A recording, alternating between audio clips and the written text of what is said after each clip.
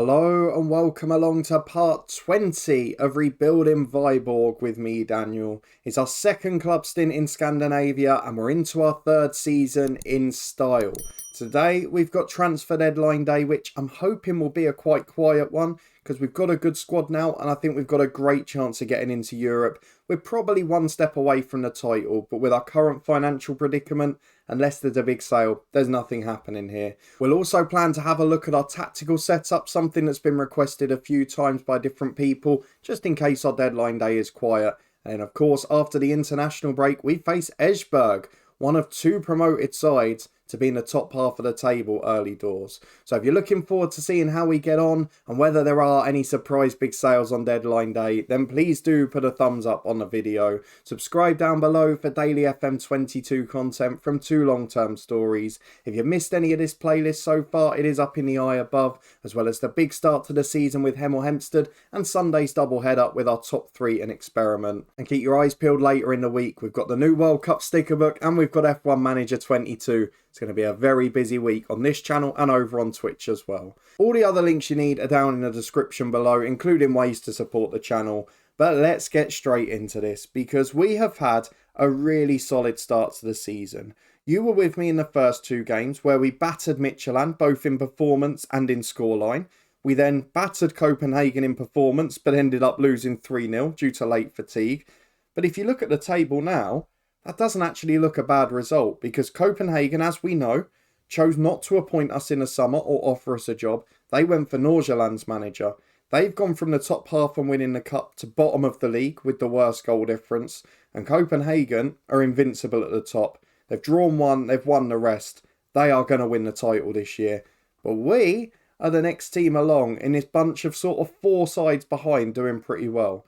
So I'm really pleased with how we've started. Bar a couple of games, we've been fluent in front of goal. There are some slight defensive concerns, but otherwise it's been a really good start. So let's have a look at the schedule to see what's been going on. You saw the 4-1 win at Midtjylland. You saw the 3-0 defeat to Copenhagen. Probably one of our best performances still of this season, which is miraculous. But then August is brilliant. Frustration at the start at Randers, but when you consider they were a top three side last year, it's a really big achievement to get the draw there, and we were really solid at the back too. Just didn't get great form from Rothman or Sampaio, which maybe delayed our results at the start of the season. But the AGF game is where it all came to life. In that one, we saw lots of the attacking players come to the party. Vitt actually opened the scoring after we fell behind to an own goal. But Anyembi, Bisgaard Harbo, Rothman and Blaham, both strikers getting off the mark there, made it a 5-3 victory in a really entertaining game. The next one though, even better, at home to Silkeborg. The reason? Flavio Sampaio well and truly arrived at the club. Now, we're probably not going to see the best of him this season. There is a lot of excitement about him down in the comments, and I agree. I think he's a bargain. But a 25-minute hat-trick is not a bad way to start there.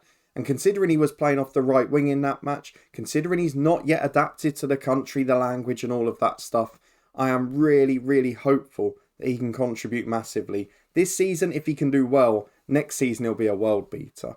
Harbo and Thorson added the 4th and 5th then. It was a brilliant result and display. And then away at Nordsjælland, we won really comfortably as well. Helped by a red card late in the first half, Toxvard then scored on a stroke of half-time. And Jurchen Rothman, with a penalty 25 minutes from the end, he needed that as well. Because despite our brilliant start, he hadn't had the best, which maybe contribute to those couple of blanks. A 4-1 win then followed away at AAB, a hat-trick this time for Tobias Beck, who was absolutely phenomenal in that match, and Daniel Harbo, who put us back in the lead just after half-time. The fact that we got him for, 140 grand, it could prove to be one of our best ever signings. I think he's going to be a star. So really, really pleased with how we're doing. We have got that tough spell coming up again. We talked about it at the start of the season. 3 or 4 difficult games, 3 or 4 easier games.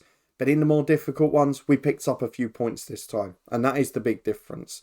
So we'll see how we get on as the months go along. But today is transfer deadline day. I'm not expecting a huge amount to be done. There were a lot of offers for players that we've managed to resist. You can see Jensen, he was getting offers from all sorts of clubs. We're talking to the level of Lyon, Lille, Marseille. So at some point, he is going to go. And with 2 years left on his deal, it's probably going to be at the latest next summer. but we'll make the most of him while he's here and we'll make as much profit as we can. But for deadline day, it's supposed to be busy. We're being linked with not too many players, to be honest. It's more players going out than vice versa. But I don't plan on letting anyone go. And with it being now the 1st of September, some of the markets have closed, as you've seen with France. So we're going to take part in the day. The rumours are that we're linked with Marcel Hopp. Now that is true. He is a left back we've offered a contract to. He's actually agreed to sign for us. It was going to be a straight sort for Lauritsen, who there was some interest in, but that hasn't materialised into an offer. So the 34-year-old, he'll probably stay our backup for the season. Tobias Beck's going nowhere. Jensen's going nowhere. It's going to have to be a ridiculous offer to change our mind on that front. So let's get through deadline day. 15 hours to go, or 16 hours in fact. It's midnight over here that the window slams shut. Let's take part in the day. Hope it's nice and quiet. But if there's any news, of course we'll bring it back here. We're back just an hour in to face the first of what's probably going to be many offers today. Toxvard also won Young Player of the Month, so let's hope, like Harbo, we can eventually get him permanently in the future. But we start with an offer for Thorson from Montpellier. Now, I don't think he's got that much potential. The offer is, it's tempting, but the guaranteed money is 435 grand. The profit isn't negotiable. And a third of the money is in after league appearances. If that was all guaranteed money and it was a genuine sell-on that we could push up a bit, I'd probably consider it. But for now, his value's only going to go up. I know he's only got 1 year left on his deal, but we'll be able to get him a new one, I'm sure. In fact, can we offer him one? No, he's unhappy at the club. I'm guessing because we haven't accepted this offer yet. We're going to reject that. We'll find a way to keep him. And then what about Jensen? He's had about 1,000 so far. All up to 500 grand there. A loan offer for the first time, which is very odd. And going down, a few more loan offers as well. So we are going to reject every single one of those. 15 hours left. I'm not going to bore you with every offer. If we get a great one, I'll come back and show you. 10 hours left and my buttons are being pushed. Not with a loan offer for Schroeder, who won't be going anywhere. But offers for Jensen. And for the first time, one that has eclipsed £1 million and is negotiable. I might be forced to sell here. I'm going to try and negotiate it up a fair amount. Even if they withdraw, the offers are going to get bigger as the day goes on. So let's try and do this, get the best deal for the club. Well, I can't complain. I tried to negotiate to 2.5 million with a 40% sell on. They negotiated that back quite a bit. Then we went down by 100 grand. I wasn't willing to go less than 2 million, but they've actually offered 2.4 in guaranteed money. That is a huge sum for this football club. We're in less than £1 million of debt. How on earth do we reject an offer like that? It completely changes this club's fortunes. He's the best player. Certainly defensively, he's the best player at the club. And I'm not sure that we've got the squad to cope without him. Tramberg, Carlson, Carter are good. Mulgard probably then has to become fourth choice, but we're a selling club. We have to accept where we are. Let's see if the deal goes through. No bidding war and no delay whatsoever. Let's be honest though, we were a little apprehensive when we signed this player for 300 grand last summer. I think until Sampaio, the only man we'd spent money on. But we're going to get a 2 million profit in one season. It's a really good effort. It does weaken us, and I know that we want to push that challenge to Copenhagen eventually, but this is a deal that clears our debt. We will stay in positive figures financially for the entire season just off that sale. And that's too good to refuse. 2.4 million, a big sell-on clause as well. That goalkeeper we had a clause for, he moved on this summer as well. We got about 30 or 40 grand for that. There is money coming in from all angles, and sell-on clauses are a big part of it. So Nicholas Jensen, it was a short stay, but it was a very good one.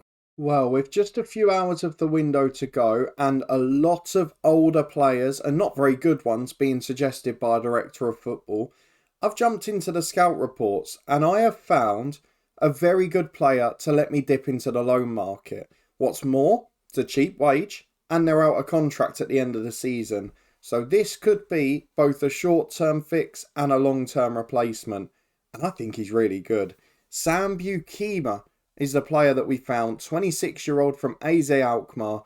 850 quid a week wage contribution. No other fees. He's a ball-playing centre-half. And he's very good. Not quite as good as Jensen, but very good regardless. 3.5-star ability player that's had plenty of senior experience with RKC and earlier with Go Ahead Eagles. That is a really good footballer in the Dutch mould, 6'2". I couldn't have got a better replacement on deadline day. I'm sure of that. Let's confirm him into the club, and I think that'll be the end of our deadline day work. Well, is there one more twist in the tale? Because we are probably one defensive midfielder short, and our director of football has finally made a bid for an under 30 on deadline day. Asane Diusa is £38,000, rising to 45, 3-star ability, 3.5 potential, and he's pretty good as both a holding and centre midfielder. I think we might have to consider it depending on his wage demands. He's on £6,000 a week. What does he want? 3 to 4. I mean, we'll have a look, but that's probably pushing it. For a squad player, you can't be one of the highest paid. We're not going to be able to do that, I don't think. It's a little bit too much for a backup player. We have now got the option of Tranberg or Carlson in midfield again. So for the money being offered, I'm not sure it's the signing for us. So we're going to walk away from that one. 4 hours left. Maybe one more gem to come in the offers. Let's see if Jesper Fredberg can deliver. Well, 30 minutes left. There's probably not time for it. But the director of football has gone in for a right back now. And it does leave us in an interesting position. I'm not sure he's the solution, to be honest with you. So we're going to leave that one as well. He's playing in the second tier, but it's a lot of money for what's going to be a backup. So let's reject that offer. We're not going to take it. We also had an offer for Graham Shinney, who we managed at Derby in our stream save right at the start of the year. But with 30 left, that's it. There's going to be no more ins and outs. It's been a big enough day though, hasn't it? Well, that was a far busier day than I expected. 2.4 million, a club record fee received for Nicholas Jensen. He goes to Cologne in the Bundesliga, where he's now a fringe player. I should have got him back on loan for the year. I don't know why I didn't bother with that. But either way, we've got him what could be a better long-term solution. Sam Bukima from AZ Alkmaar. He is a good player. He's on a similar wage. And he could be a solution in the future, because we can offer him a pre-contract from the 1st of January, should he do well for us. We'll see how he gets on. Let's very quickly, though, have a look at the tactical setup. It is something that we have been requested before, and it is something now that's going to become more important. So the idea here, as it is often with all of my tactics, is to start from a blank canvas and then work along. Of course, I set to a tactical style sometimes depending on how I want to play, but generally speaking, I'll have a balanced mentality and very few instructions on. I always try to, if we've got a fit enough team, play at a higher tempo, which we've got a young squad here and should be able to do.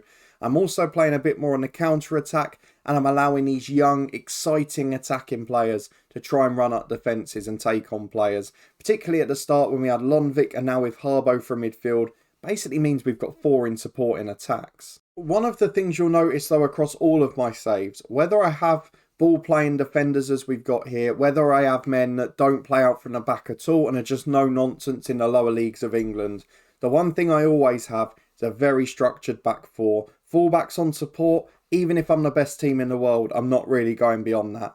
And then a sweeper keeper on either defend or support. There shouldn't be attacking duties in defence. That's just the way I manage. I'd rather have 5 or 6 solid, secure players at the back and then 4 or 5 that can go and attack and do whatever they want going forward. So that's the strategy I hold here. If we look out of possession, we do try and press high up the pitch, but not to a ridiculous level.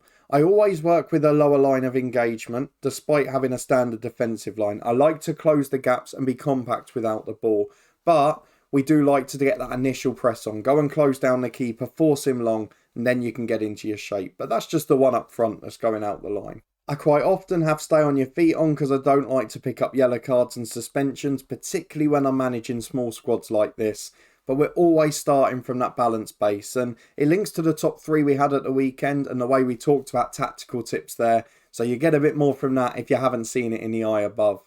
But let's go through the international break. Go and face Esbjerg, the promoted side. They've had a really good season so far, and we're now 1 centre-half down. Well, here we are back for the Esbjerg game, and despite the really disappointing and surprise big sale on deadline day, we've actually had a really exciting couple of weeks. You can see in the inbox here, we're starting to offer new contracts to players. Crucially, Hayden Carter signed a new deal with his centre-half partner leaving. Carlson the same as extended. Behrens has extended and agreed to be backup keeper as that changeover now happens. But most importantly, and you'll know this if you've followed this channel for a long time, what happens off the pitch in terms of recruitment is just as important as on it. And bringing in that money, being in a good financial position, we've been able to slightly expand the wages for some of our staff. And that means we have got some gems into this football club. You'll remember at the start of the summer, our under-19s manager moved on for 100 grand. Well, his replacement on a free, as I put them in order, is not bad at all. Ari Tronzeth, a Norwegian, 1.2 grand a week, is phenomenal at what he does. Cannot wait for him to be here the next few years. We've also been able to bring in a new scout to our team and a new physio. The scout is a Swede who is perfect, exceptional at his job. And the scout, if we go back down again, is brilliant from Norway as well. 14 for judging ability and potential. The best we've ever had. So really making improvements off the pitch. If he can do anything like he did at Bodo Glimt as recruitment analyst, we'll certainly take that because he was very good out there. He's also not a bad coach if we're in desperate need on that front. So really good improvements on and off the pitch. Financially, we're above zero for the first time we joined this club. And the good news is there's more instalments to come. So we are in a really good state at the moment. Let's get through the inbox though and into the game tonight. Copenhagen have won again. I think that manager is just going to have a superb time in this career. And we are back for a very important match. We've got to decide who plays in the other centre-half position, pick our 11 for today. Over 6,000 through the gate again. We'll be back in a minute to run through our team. Well, I've decided to gamble a little bit today. A couple of unfit players into the squad. An immediate start for Bukima, the new centre-half. He is in alongside Hayden Carter. David Palmer back from injury on the right wing as Sampaio, for the first time this season, has a rest on the bench. I just want to make sure we're easing everyone in and not overworking people. So that means our lineup for today is Lerche in goal, the new number 1, and Yemby and Schroeder the fullbacks with Bukima alongside Carter as centre-half. We got Witt, Harbo and Toxvard, a very solid midfield 3 now. And then a front 3 of Beck on the back of a hat-trick, Rothman and David Palmer.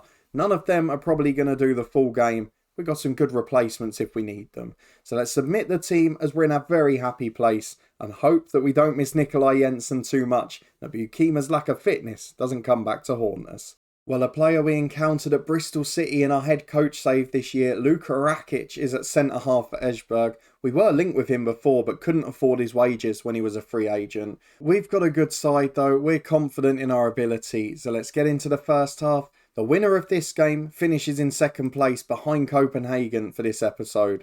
So let's see if we can make sure that's us by avoiding defeat in this very tough game. Well, nearly 20 minutes on the clock and we're back for a corner after a very quiet start. Doesn't matter though, does it? Because look who stepped up. Corner in from Toxvard to the back post and Hayden Carter is there. Who needs Nikolai Jensen? 2.5 million into the bank. And we've still got the same quality from our central defenders. What a start that is. We've not been great. We've scored our only chance, and that's all that matters. And as we approach half-time, it's 1 shot on target each. We just have a second there. And that is the only highlight we've seen. Do you know what? It's not as convincing as some of the other performances, although a lot of those goals did come in the second half. But it's really effective. And if we can start keeping clean sheets, I'm not going to complain if we win 1-0.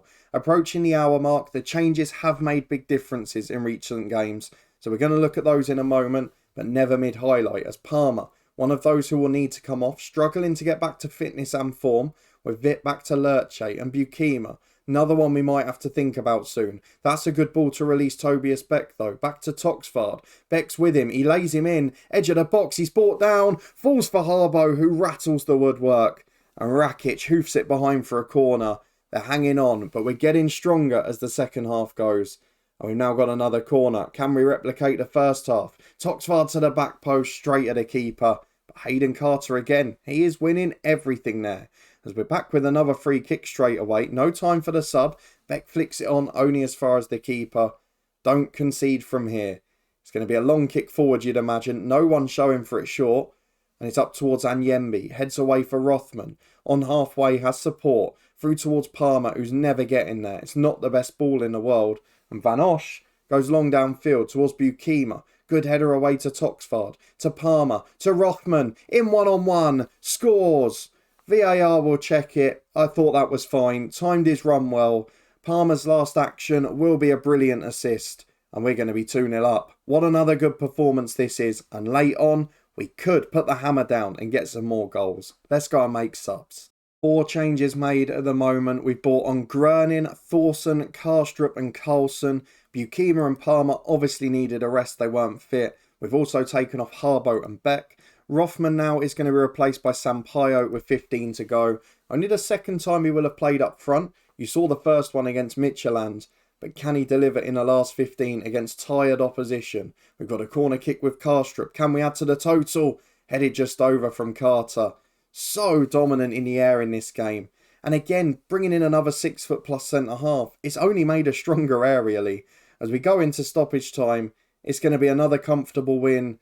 And to be honest, bar Copenhagen, we look the strongest side in the league. And if we can continue that for the rest of the year, there will be European football to finish. A really good performance and result. Now let's see when we're going to be back. Wasn't a classic, but we did the job. Well, as we go ahead to the schedule, I think it's pretty clear when we come back. Copenhagen away.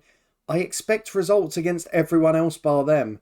There might be another cup game around there, so we might show that. If not, Copenhagen and Randers, 2 of the top sides last year, 2 of the sides we've got to beat if we want to be up there. But Copenhagen might just be a bridge too far this season. The rest of it though, at home I'm confident. Away against the bottom half sides, I'm really comfortable. This is probably the strongest side we've had, despite having to sell another superstar. So let me know in the comments what you think of our surprisingly frantic deadline day. And of course of that brilliant performance against Esbjerg and the additions on and off the pitch. Do you think Bukema's the answer? And do you think we can be best of the rest? Let me know all of that down in the comments below. If you did enjoy this one, do chuck a thumbs up on it. Subscribe down below for daily FM22 content. All the key links, including the new season with Hemel and Sunday's doubleheader, are both up in the eye above. Please do check out all the key links down in the description as well. But I'll put the top 3 playlist above my head now, where we do talk about that tactical style too. And I'll see you back here in a couple of days' time as we test ourselves against Copenhagen again. I'll see you there.